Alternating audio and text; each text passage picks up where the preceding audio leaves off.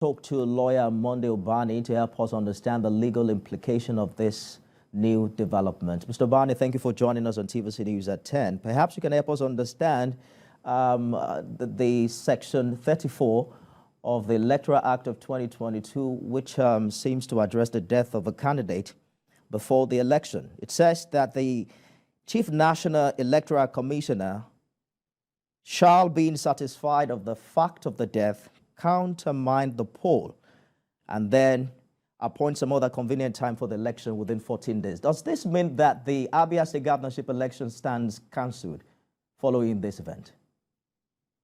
Yeah, thank you for having me. I want to use this opportunity to condole the family of Professor Uchenna Ikonne.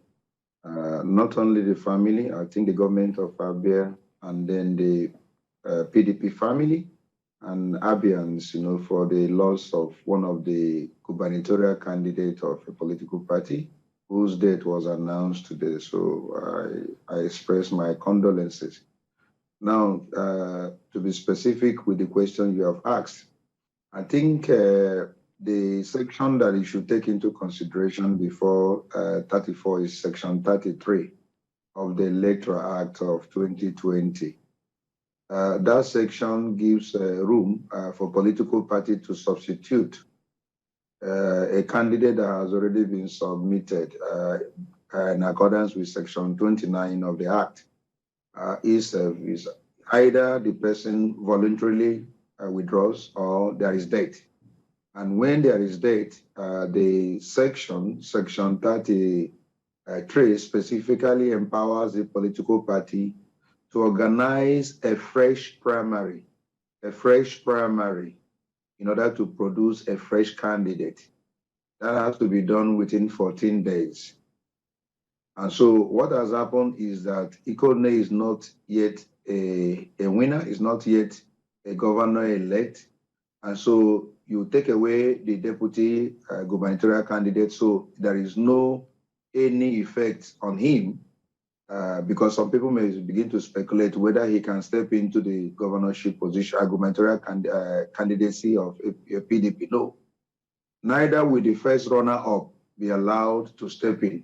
Rather, what the political party should do within 14 days is to organize a fresh primary in which a fresh candidate will emerge. Now, you know that our gubernatorial election will take place in March.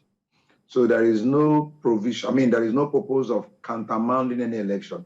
Election of Abia will take place the same time that other elections will, because between now and March, all the processes would have been accomplished. Within 14 days, PDP will have to organize a fresh primary and then announce a fresh candidate, and the name will be put on the website of INEC. So before March, his name will be there, and he will go ahead and contest election. I don't think there is any room for countermanding. Countermanding, I think, is only when election is either a day or 2 days to the election, and then the candidate dies.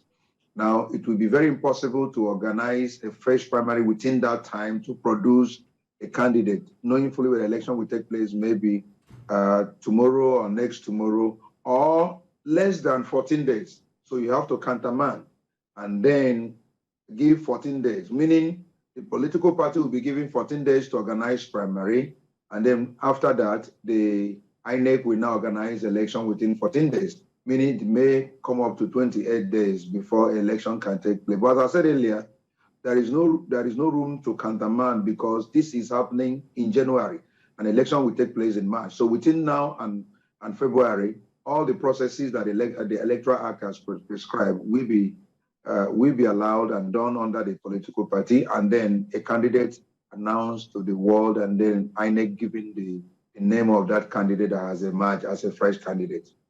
Indeed. Thank you for the clarification. Moday Ubani, legal practitioner. Good to have you on the news tonight. Thank you very much for having me. Good night.